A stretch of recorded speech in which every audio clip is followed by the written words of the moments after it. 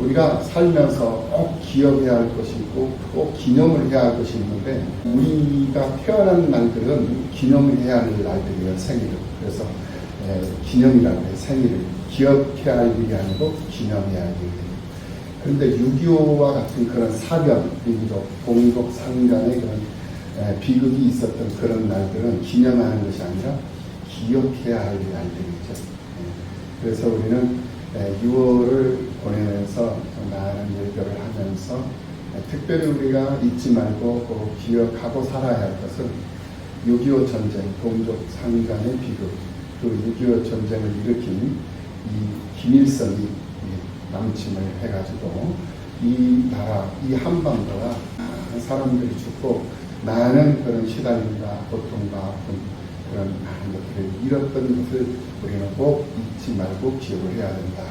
그래서 이 6.25 이 남침을 통해서 한반도의 전쟁을 일으킨 이 김일성, 이 집단들, 그리고 이 공산주의 이 세력들을 맞서서 우리가 그들에게 지배를 당하지 않으려고, 그들에게 정복을 당하지 않으려면 어떻게 하면 힘을 빌려요. 힘. 경제력도 있어야 되고 군사력도 있어야 되고 외교력, 여러 가지 그런 힘들을 범접할 수 없는 그런 힘들을 길러가지고 이 한반도의 강대국들이 감히 한반도를 넘보지 못할 정도로 그렇게 위대한 나라를 만들어야 된다. 그러려면 어떻게 해야 되느냐? 기도밖에 없어요. 기도. 하나님 붙잡고 하나님 도우심을 노래하면서 우리가 기도에 힘쓰고 또 하나님 말씀대로 살기를 힘쓰고 하면 하나님께서 지혜를 주시고 하나님께서 용기를 주시고 하나님께서 열정을 주시기 때문에 그 지혜와 그 용기, 담대함, 그 열정이 우리를 부유하게 하고 부강하게 할 수밖에 없는 거예요. 믿으시기를 예수님의 이름으로 축원합니다. 그래서 우리는 모이기를 힘써서 열심히 기도하고 나라 민족을 위해서 또 지역사회를 위해서 가정 경제, 개인 경제, 가정 경제, 지역 경제, 나라 경제, 세계 경제를 위해서 기도하고 나라의 중요성, 나라의 소중함을 꼭 기억하면서 마지막 또 이제 주어진 2024년도 후반기를 잘 살아갈 수 있는 믿음의 사람들로 부족함이 없는 여러분들이 되시기를 예수님의 이름으로 축원합니다. 지금 우리는 예수님께서 제사장의 직임을 가지시고 친히 제사를 지키시는데 당신이 직접 제사장이 되시고 대제사장이 되시고 또 직접 어린 양 제물이 되셔서 우리의 죄를 대속해 주시는 그런 장면들을 우리가 이 마태복음 25장 이하의 내용들을 통해서 확인해 볼 수가 있었습니다. 오늘 본문을 통해서는 예수님께서 이제 고난을 당하시고 이제 십자가를 이제 짊어지시며 철저하게 버림을 당하시는 그 모습을 우리가 볼 수가 있어요. 그러니까 예수님께서 이 땅에 태어나셔가지고 30평생을 평범한 그런 우리 사람들과 똑같은 모습으로 세상을 살았는데 공적 생애를 시작하면서 그때부터 이제 하나님이 약속하신 그 약속대로 오신 메시아가 당신이다라는 사실을 하나씩 이제 자료를 제시하면서 근거 자료를 제시하시면서 입증을 해 나가는 모습들을 볼 수가 있어요. 그 당신이 하나님의 약속하신 메시아다, 즉 구원자다, 대속의 구속주다, 구세주다, 이것을 입증해 가시는데 그 입증해 가는 방법이 몇 가지로 이렇게 나눠졌는데 첫 번째 방법이 뭐였느냐? 바로 비유적으로 말씀을 하셨다. 비유적으로 말씀하신 이유는 뭐냐? 알아들어서는 안 될 사람들이 있기 때문에 알아들어야 할 사람들만 있었으면 비유적으로 예수님께서 말씀하실 이유가 없었어요. 그런데 들어서는 이것을 들어가지고 알아먹어버리면 안 되거든요. 이해를 해버리고 깨달아버리면 안 되거든요. 왜냐? 깨달아버리면은 그들이 해야 할 일들을 안 하거든요. 할 수가 없어요. 그들이 해야 할 일들이 뭐냐? 예수를 파는 일이고 예수를 욕되게 하는 일이고 예수를 십자가에 못 박는 일이거든요. 그러니까 그들이 알아듣지 못하도록 예수님께서는 비유법을 들어서 비유적으로 설명을 하셨어요. 그게 바로 구약의 선지자들의 예언에 의한 예수님의 메시아 증거의 방법이었다라는 거예요. 그리고 두 번째 방법은 표적이었어요. 표적. 많은 표적을 보이면서 당신이 구약의 예언자들의 예언대로 오신 메시아라는 사실을 증거해 주셨던 거예요. 표적이라는 게 뭡니까? 표적이라는 것은 불가사의한 일들을 통해서 무엇인가를 증명해 보이는 것이 바로 표적인 거예요. 그러니까 기적과 기적, 이적 이런 것들은 불가사의한 일들이잖아요. 불가사의한 일들, 초자연적인 일들 이런 것들을 기적이라고 그러거든요. 우리는. 그런데 표적이라는 것은 그런 불가사의한 그런 일들, 초자연적인 일들을 통해서 무엇인가를 증명해 보이는 것, 그것이 바로 표적이거든요. 그러니까 예수가 뭐냐? 구약의 선지자들이 메시아가 오시면 안진뱅이가 일어나고 눈먼 소경이 눈을 뜨고 귀머거리가 열리고 병아리가 입을 하고 죽은 자가 살아나고 각종 각색 병자들이 병고침을 받을 것이다 라는 것을 예언을 했거든요. 그러니까 예수님이 오시니까 그 예언된 대로 많은 환자들이 오고 많은 병자들이 있으면 예수님께서 말씀만 하시면 다 낫는 거예요. 그게 바로 표적이라는 거예요. 그러니까 불가사의한 일들, 있을 수 없는 일들을 통해서 무엇인가를 증명해 보이는 것. 내가 구약에 예언된, 약속된 그런 메시아다라는 것을 증명해 보였던 것. 그래서 예수님께서 당신이 메시아라는 사실을 증명하는 방법, 첫 번째가 비유라고 그랬습니다. 그리고 두 번째가 표적이었어요. 그리고 세 번째가 뭐였냐? 말씀으로 교훈을 하셨던 말씀. 그러니까 우리는 어디를 가나 이 말씀이 없으면 안 돼요. 하나님의 이 말씀은 내가 어디를 가든지 무엇을 하든지 어디에 있든지 이 말씀은 내 삶 속에 내 발의 등이요 내 삶의 빛이니이다 라고 말씀하신 그 말씀대로 이 말씀은 내 삶 속에 항상 함께 하고 있어야 돼요. 그러니까 내 삶 자체가 말씀이어야 돼요. 할렐루야. 말씀이어야 된다. 그래서 우리는 말씀 따라 말씀대로 말씀에 의한 삶을 살잖아요.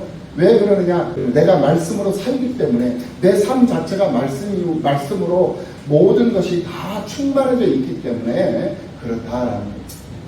그래서 우리는 하나님의 말씀을 앞장 세우고 또 하나님의 말씀으로 가득 채워져 있고 그래서 우리는 말씀으로 살아야 돼요. 그 말씀이 바로 성령이다라고 여러분들에게 말씀을 드렸습니다.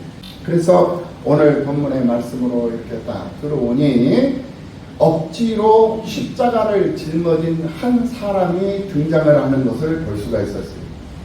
얼떨결에 이 사람은 구레네 사람이라는 이 시몬이라는 이 사람은 얼떨결에 예수님의 십자가를 대신 짊어지고 억지로 골고다 언덕까지 올라갔다가 얼떨결에 축복을 받은 사람이었다라는 본인이 생각지도 않았어요. 본인이 원하는 것도 아니었고 본인이 어떤 일을 계획한 것도 아니었다는 거예요.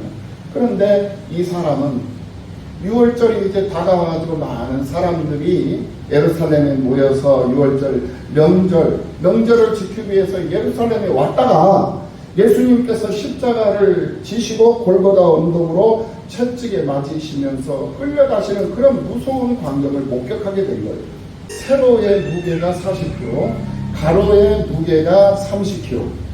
세로의 무게는 세로의 나무 십자가 긴 무게는 40kg 정도 되고 가로의 무게는 한 30kg 정도 된다고 합니다. 예수님이 짊어지셨던 그 십자가만. 그래서 약 한 70kg 정도 되는 그 무거운 십자가를 짊어지고 빌라도 그 법정에서 십자가를 세워놓는 그 골고다 언덕, 태볼 언덕까지 그 거리는 약 한 직선거리로는 약 한 800m. 굽이 돌아서 올라가는데 굽이 돌아서 올라가는 그 언덕길을 피범벅이 되어져 있는 예수님이 70km 정도 되는 그 십자가를 짊어지고 800m나 되는 그 굽이 언덕길을 올라간다는 것은 불가능한 일이었다라는 거예요. 네. 사람의 힘으로 정상적인 사람들도 그거를 감당하기가 참 쉽지 않은 일이었다라는 거예요. 그런데 이 로마 군인들에 의해서 강제로 예수님의 십자가를 대신해서 짊어지게 된 이 구레네 사람 이 시몬이 자기의 의지와는 전혀 상관없이 사람들이 몰려서 웅성웅성 거리는 것을 보고 궁금해서 호기심에서 무슨 일 때문에 그러지 하고 가서 당신도 보는 그 순간에 로마 군인에게 병사에게 딱 찍혀버려요. 로마 군인하고 눈이 마주쳤다는 거예요. 그때 당시 로마 병사들은요, 그 병사들이 말 한마디 하는 그 말이 곧 법이었어요. 그만큼 로마가 온 세계를 지배를 하고 있던 시대였어요. 그만큼 이 병사들의 말 한마디가 그만큼 막강한 힘을 가지고 있었던 거예요. 그래서 그 병사 중에 한 사람이 그 구레네 사람을 지목을 해가지고 당신 이리 와. 그리고 예수님이 십자가를 짊어지고 걸어갈 수 없을 정도까지 그렇게 채찍에 맞고 살점들이 다 떨어져 나가고 피범벅이 돼가지고 가시면 일반 쓰고 지금 현재 있는 상황이거든요. 이제 몇 시간이면 6월절 절기가 이제 들어오고 시작이 되고 6월절 절기가 시작이 되면 아무 일도 못해요. 동작 그만. 6월절 절기가 끝날 때까지 동작 그만이에요. 그러니까 그 전에 모든 일들을 빨리빨리 맞춰야 되는데 예수님이 그 십자가를 짊어지고 그 구부위에 돌아서 그 높은 언덕길을 올라간다는 건 불가능한 일이었다는 거예요. 그래서 로마 군사들도 마음이 급해진 거예요. 그래서 얼떨결에 호기심 때문에 구경꾼들이 모여있고 사람들이 웅성웅성하고 있는 데를 가서 쳐다보는 그런 상황에서 로마 군사에게 눈이 마주쳐가지고 당신 이리 와서 예수님의 십자가를 대신 짊어져라 라고 명령을 받은 거예요. 근데 그거를 만약에 이 구레네 사람 이 시몬이 거절을 하잖아요.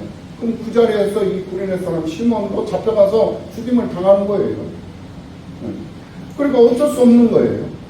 어쩔 수 없이 예수님 대신 이제 십자가를 짊어지고 이제 골고다 언덕길을 이제 대신 예수님 앞에서 십자가를 지고 대신 올라가고 있는 그런 상황이었다라는 거예요. 이 시몬을 잡아가지고 강제로 예수님 대신 십자가를 짊어지고 가게 했는데 이 시몬이라는 이 사람은 그러한 사건들을 전혀 예상하지 못했던 사람이었다라는 거예요. 그런 상태에서 예수님의 십자가를 억지로 지고 자신의 의사와는 전혀 상관이 없이 로마 군사들에 의해서 강제로 지어진 십자가를 짊어지고 자기에게 주어진 일을 감당하게 되었다라는 거죠. 오늘날에도 믿음으로 교회 생활을 하는 성도들 중에는 뜻하지 않은 그런 일, 원치 않은 일, 본인이 원치 않는 그런 직분, 원치 않는 그런 십자가를 자신의 의사와는 전혀 상관없이 짊어지는 그런 상황이 올 때가 종종 있는 것을 우리는 볼 수가 있습니다. 그러나 억지로라도 이 예수님을 위해서 주님의 몸된 교회를 위해서 자기에게 주어진 십자가를 짊어진다면 그것이 그 사람에게는 큰 축복의 길이 되더라 라는 것을 우리는 알고 있다라는 거예요. 이런 것처럼 신앙은 때때로 내가 이해할 수 없는 그런 일들, 그리고 내가 원치 않는 일들을 때로는 우리는 강요를 받을 때가 종종 있다라는 거예요. 아브라함이 그랬고 모세가 그랬습니다. 모세는 오늘 본문의 시몬과 같이 은연중에 큰 십자가를 짊어지는 그런 상황에 이르렀었어요. 모세는 어떤 사람이었습니까? 바로 자기 동족을 핍박을 하고 억압을 하고 있는 애국 사람을 살인을 했어요. 죽였어요. 그것도 어디서? 왕궁에서 말입니다. 바로의 왕궁에서. 결국 이 모세는 살인자가 되버립니다. 한순간의 감정을 참지 못해가지고 동족을 핍박하고 억압하는 것을 견딜 수가 없어가지고 자기의 그 한순간의 그 생각, 감정을 억누르지 못하고 살인자가 되버립니다. 그러니 어떻게 이제 살인을 했으니 그 왕궁에서 있으면 이제 잡혀서 이제는 감옥 생활을 해야 되고 때로는 죽임을 당할 수도 있다라는 거예요. 그러니 이 왕궁을 이제는 벗어나서 도망을 가야 할 상황에 이르게 된 거예요. 그 때문에 모세는 이제 나이 40이 돼가지고 이제 광야로 숨어서 도망을 다니기 시작합니다. 도망자의 생활을 하고 있었더라. 그리고 애굽에서는 살인자이기 때문에 이제는 현상수배를 내리고 바로왕은 모세를 지명수배자로 현상수배자로 수배를 하고 있었다.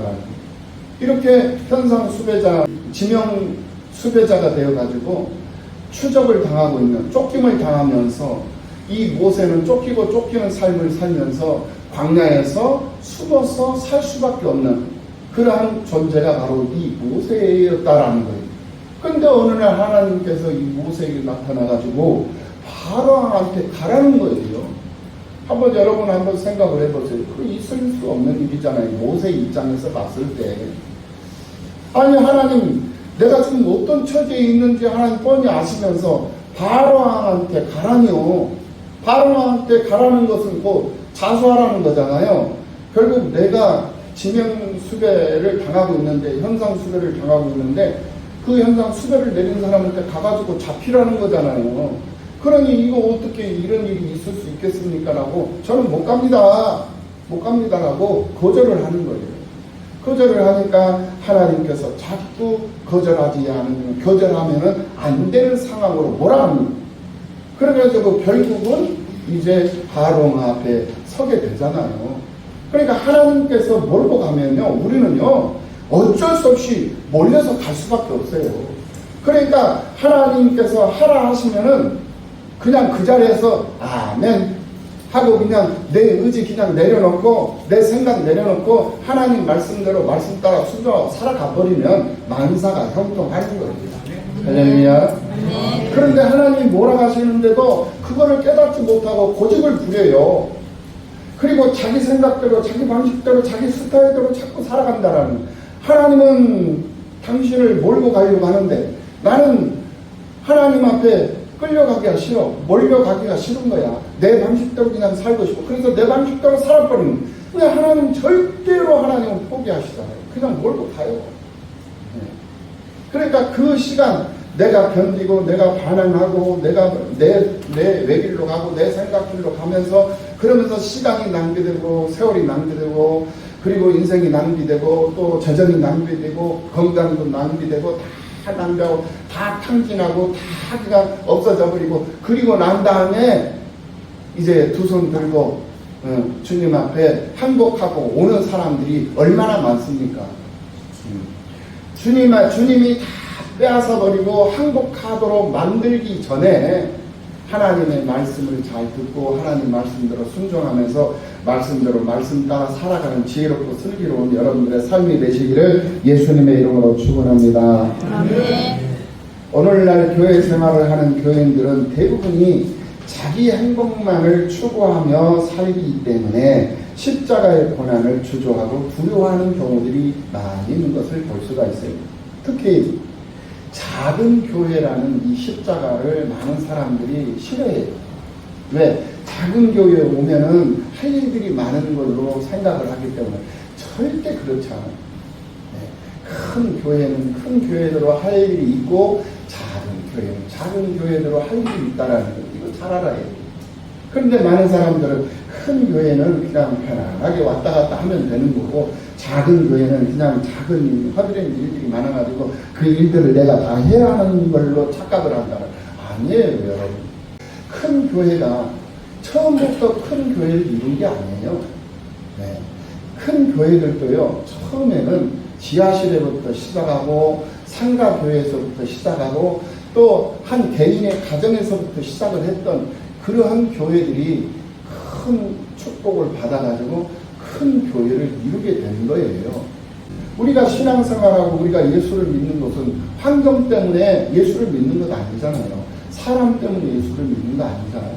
하나님을 보기 때문에 하나님 때문에 하나님의 은혜가 너무나도 크고 귀하고 소중하기 때문에 우리가 하나님을 믿고 신앙생활을 하고 주님의 몸된 교회를 세우기 위해서 내가 쓰임받고 헌신하고 내가 충성하고 내가 감사의 연보를 드리며 11조를 드리며 주일헌금을 드리며 참여하는 것 아니겠습니까? 할렐루야. 통계적으로 한국교회의 약 15%가 예배당을 지어져 있습니다. 이제 한국교회의 15%밖에 안 돼요. 한국교회가 100개다 하면은 15개밖에 세워져 있는 교회는 없어요. 다 상가교회, 다 작은 교회, 다 어려운 교회. 그래서 이 세워져 있는 교회들이 근사하게 화려하게 세워져 있지만 그들도 처음부터 그렇게 세워져 있는 것이 아니라 처음에는 힘들고 어렵게 하다가 어떻게 희생하고 헌신하는 사람들에 의해서 그들의 희생과 그들의 헌신에 의해서 그들의 희생의 터, 헌신의 터에 의해서 교회들이 세워지게 되고 교회들이 건축이 되고 성장도 발전을 하게 되었다라는 거죠. 우리나라와 성균교회도 그런 기회가 오지 않겠나 하는 그런 소망은 우리에게 있는 줄로 믿습니다. 반드시 그런 기회를 우리 하나님께서 우리 교회도 그런 소망의 기회를 허락해 주실 줄로 믿습니다. 교회 건축은 돈이 있다고 해서 교회 건축이 되는 것은 아닙니다. 하나님께서 교회 건축을 허락하시고 건축하도록 맡겨주실 성도들 또한 따로 정해져 있고 그 정해져 있는 그 성도들에게 여건이 형성이 되고 충족이 될 때 그때 하나님은 성전 건축을 허락하신다. 다윗 왕이 얼마나 성전 건축을 하기 위해서 얼마나 많은 애를 썼습니까? 전쟁 나가는 전쟁마다 수행하는 전쟁마다 다 승리를 해요. 그래서 전리품들을 수없이 많이 모집을 수집을 해가지고 옵니다. 전리품들을 다 수거를 해가지고 예루살렘 성전을 짓기 위해서 금, 보석, 철, 구리 이런 것들을 다 취득을 해가지고 예루살렘 성전 지으려고 예루살렘에 다 저장을 했어요. 그런데 하나님은 다윗 왕에게 성전을 건축할 수 있는 그런 기회를 주시지 않아요. 그리고 그의 아들 중에서 솔로몬을 선택하셔가지고 그 솔로몬에게 성전을 건축할 수 있는 그런 축복을 주는 것을 볼 수가 있어요. 오늘 우리들도 마찬가지 하나님이 나에게 성전을 건축할 수 있는 복을 주실지 하나님께서 아니면 성전을 건축하기 위해서 내가 열심히 성전을 건축할 수 있는 준비자로서 예비자로서 준비하는 일에 예비하는 일에 쓰임을 받는 즐거움으로 내가 신앙생활을 하게 하실지 그것은 모르는 거예요. 그렇기 때문에 최선을 다해서 오늘 하루하루 한 주일을 내가 사는 동안 교회를 사랑하는 마음 교회를 사랑하는 그 마음이 하나님 사랑하는 마음의 표현이거든요. 사랑하면 표현을 하라고 그랬잖아요.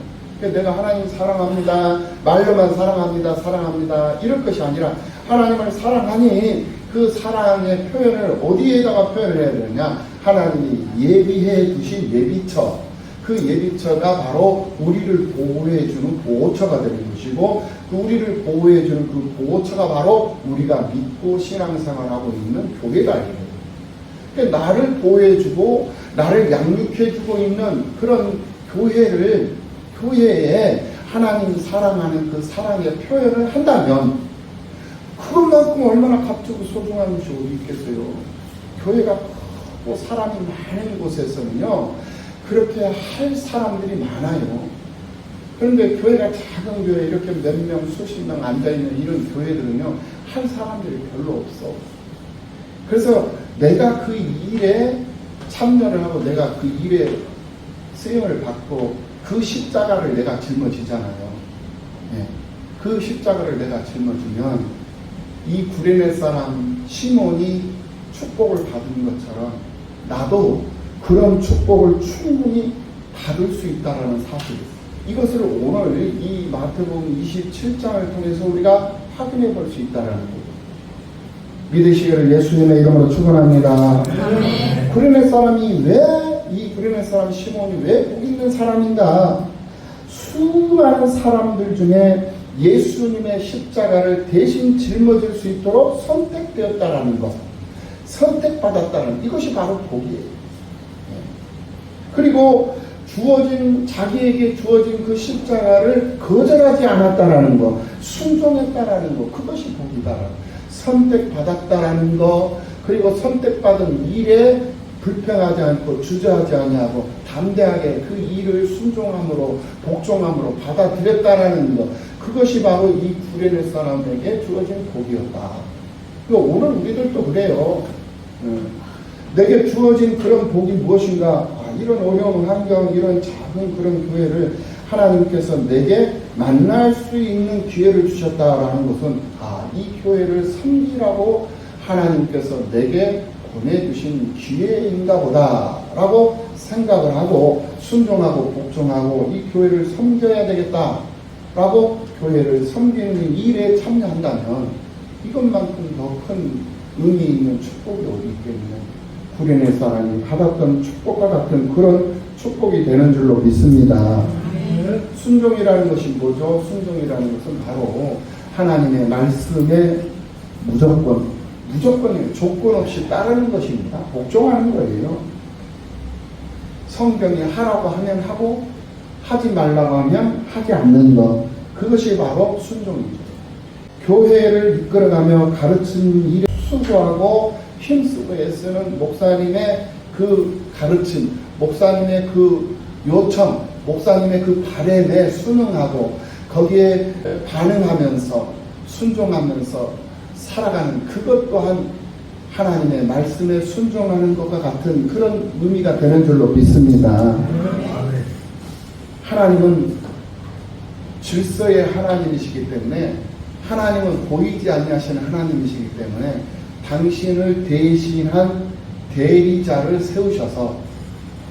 세우셔가지고 그 대리자를 통해서 말씀하게 하시고 또 다스리게 하시고 또 섬기게 하신다는 그 대리자가 누구겠습니까? 여러분들을 대표해서 세움받은 목사님이시지 않겠느냐 이거예요. 그러니까 목사님의 입술을 통해서 선포되는 이 말씀도 하나님의 말씀으로 여기고 순종할 수 있는 그 사람이 복 있는 사람이다. 할렐루야. 네. 지난번에도 말씀을 드렸습니다만 이단적인 그런 메시지가 아니라면, 예수를 부정하고 예수를 부인하고 교회를 부인하고 부정하는 그런 이단적인 그런 메시지가 아니라면, 하나님의 말씀으로 선포되는 그 목사님의 입술을 통해 선포되는 그 말씀도 하나님의 말씀이기에 잘 받아서 내 삶 속에 적용하기 위해 힘쓸 수 있는 그 사람이 지혜로운 사람이고 복 있는 사람이다. 네. 동의하시죠? 네. 이 말씀에 순종하고 함께하는 여러분들이 되시기를 예수님의 이름으로 축원합니다. 이 말씀이 바로 히브리서 13장 17절에서 우리에게 말씀해 주고 있는 것입니다. 너희를 인도하는 자들에게 순종하고 그랬습니다. 너희를 인도하는 자들에게, 우리를 인도하는 자가 누굽니까? 바로 목사님 아닙니까? 그러니까 너희를 인도하는 목사님에게 순종하고 복종하라 이 말이에요. 그들은 너희 영혼을 위하여 경성하기를 자신들이 청산할 자인 것 같이 하느니라. 그들로 하여금 즐거움으로 이것을 하게 하고, 목사님으로 하여금 즐거움으로 이 일을 하게 하라는 거예요. 근심으로 하게 하지 말라. 여러분들을 보면서 즐거움으로 목회자의 사역, 목사의 사역을 감당할 수 있게끔 해야지, 여러분들을 보고 근심을 해버리고 염려를 해버리고 걱정을 해버리고 여러 가지 복잡난해한 그런 생각들을 하게 된다라고 생각해봐. 그럼 목사님을 힘들게 만드는 거예요. 목사님을 괴롭히는 것이 되는 거예요. 꼭 물리적으로 목사님을 괴롭혀야만이 괴롭히는 게 아니에요. 여러분들이 정상적인 신앙생활을 제대로 하잖아요. 말씀 따라 말씀대로 말씀에 근거한 삶을, 신앙적인 삶을 살아가잖아요. 그럼 목사님은 그거를 보고 얼마나 행복해하고 얼마나 즐거워하고 얼마나 보람이 있겠습니까? 그런데 여러분들이 성경적인 삶을 제대로 살지를 못해요. 예배 중심적이지도 못하고 신앙생활 하는데 기도 제대로 하는 것 같지 않고 전도자도 아닌 것 같고, 도대체 왜 신앙생활을 하는지, 그저 자기 행복 추구를 위해서 신앙생활을 하는지, 그 선에 최기본적인 그런 어떤 최하위 욕구 때문에 신앙생활을 하고 있다면은 목사님의 근심으로 목사님의 근심이 되어져 있다는 사실을 알아야 된다. 목사님의 근심이 되어져 있다. 목사님의 즐거움이 되어서 교회 생활을 하고 신앙 생활을 해야 되는데 목사님의 근심이 되어서 신앙 생활을 하고 있다.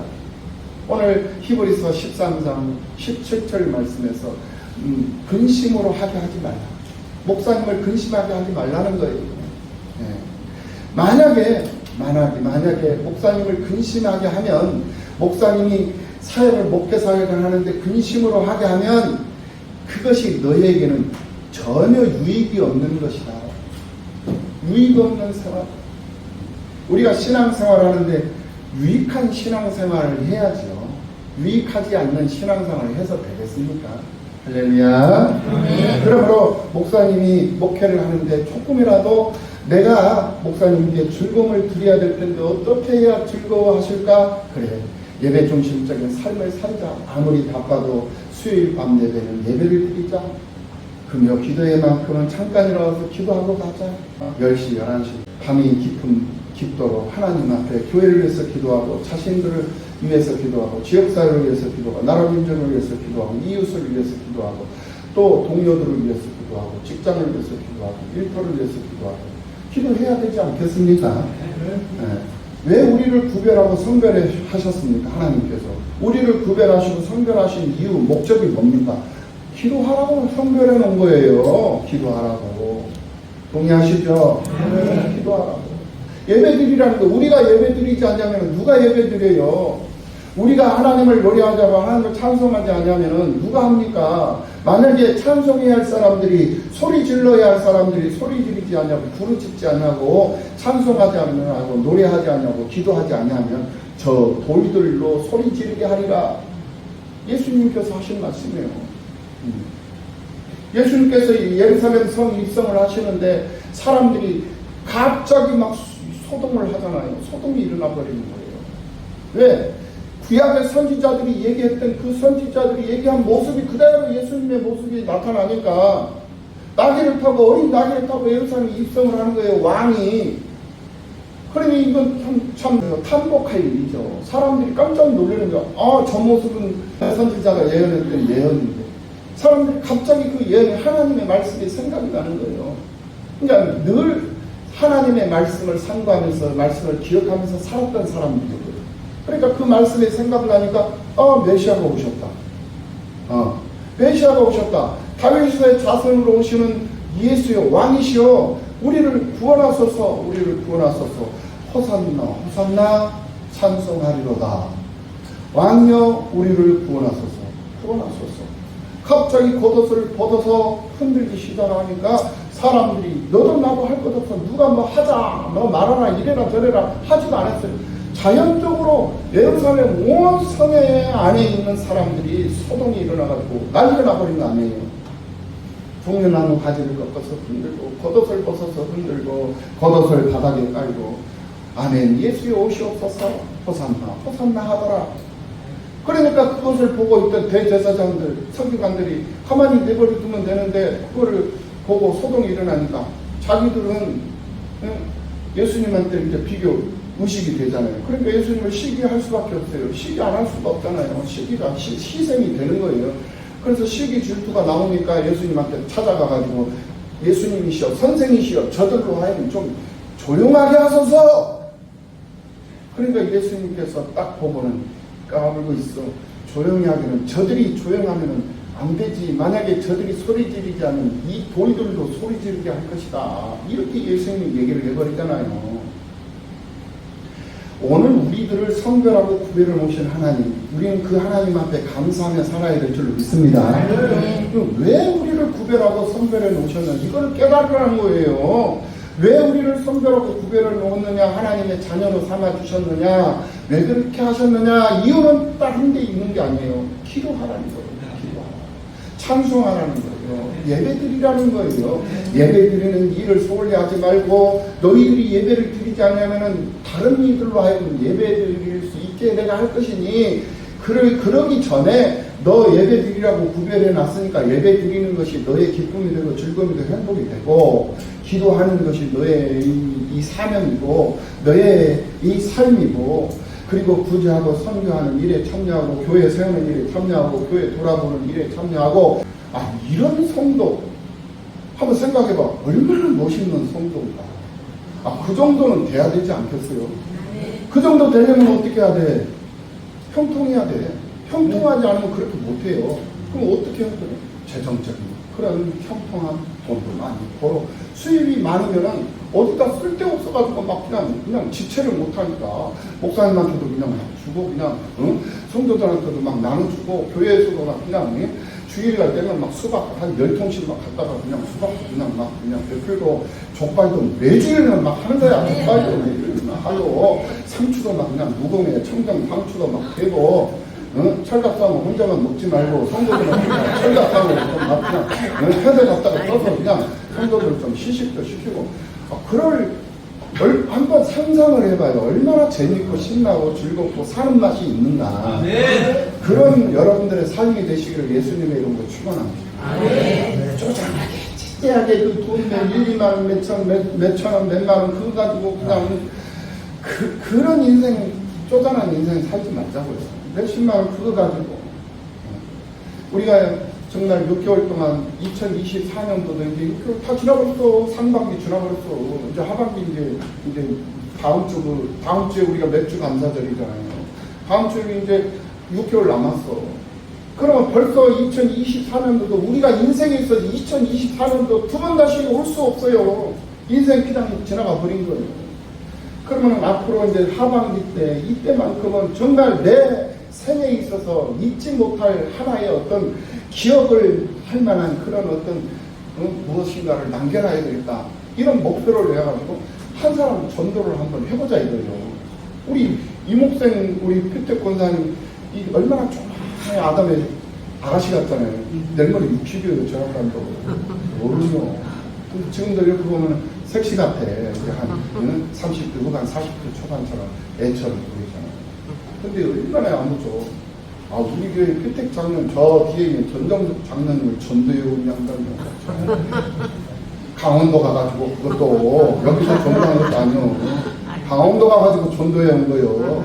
대한민국 어디를 가서라도 한번 전도해 오라니까. 전도해 오라니까. 전도해가지고 얼마나 정말 위에서 기도 많이 하고 얼마나 정말 위에서 많은 그런 신앙적 지도를 해줬으면, 본을 보여줬으면. 전도받은 전종석 집사님이 지금 우리 교회 피택 장로가 됐어. 10월달에 장립을 받아. 얼마나 영광스러운 거예요.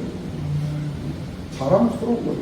그러면 평생 기억에 남잖아요. 이런 일들은 잊을 수가 없는 일이에요. 여러분들도 한번 그렇게 봐요. 우리 오늘 한상수 장로님 오후 예배 때 사실은 7월 둘째 주일날 해야 할 일인데 우리 장로님이 지금 그 시간 감각을 잃어버리고 오늘 오후인 줄 알고 우리 김춘배 집사님 오라고 해가지고 저기 그냥 특송 연습하고 딸한테 바이올린, 교수님은 학교 대학 교수님이에요. 바이올린 교수님 큰딸, 작은딸 여기 큰 교회를 바이올린 봉사하고 다니시고 그 큰딸을 데려와서 너 바이올린 쳐. 오늘 이번 주에 오후 예배 때 우리 특송해야 되니까 아빠가 특송을 해야 되니까 딸인 네가 좀 봉사 좀 해. 갖고 바이올린 오후에 올 거야.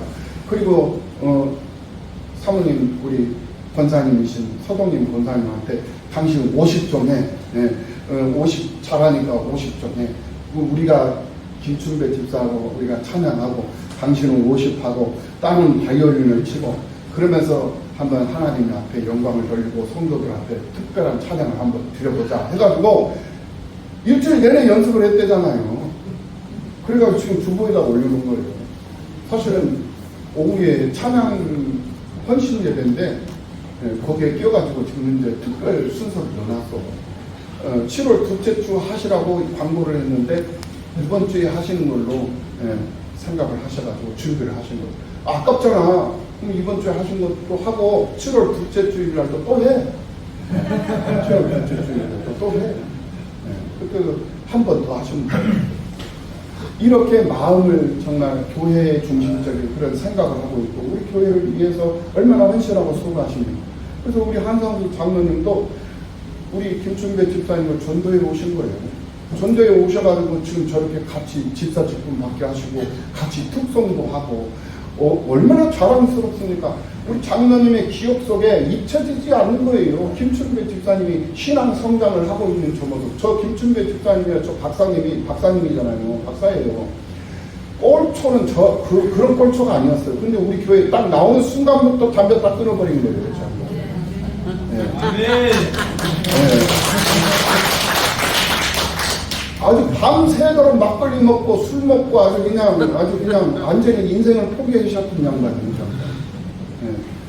그랬는데 술 다 끊고 담배 다 완전히 다 끊고 지금 다시 농장 수경 농장 그거 다시 살려내기 위해서 다시 얼마나 고군분투하면서 그곳에서 아예 생활하셨어요. 있는데 이쪽에서 생활하지 않고 하우스 거기 가가지고 그거 지금 살려내니라고 그거 거기서 생활하시면서 밤낮을 가리지 않고 지금 고생하면서 수고하면서 있는 거예요.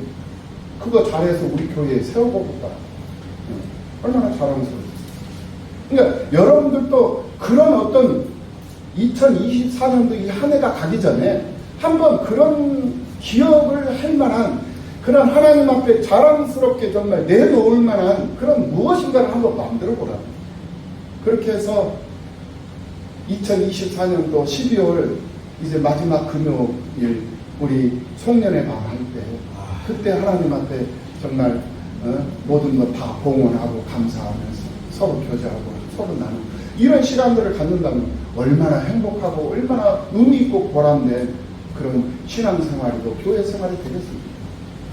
그런 시간들, 그런 날들, 그런 의미 있는 그런 상황들을 만들어서 하나님께 영광을 돌리는 여러분들이 다 되시기를 예수님의 이름으로 축원합니다.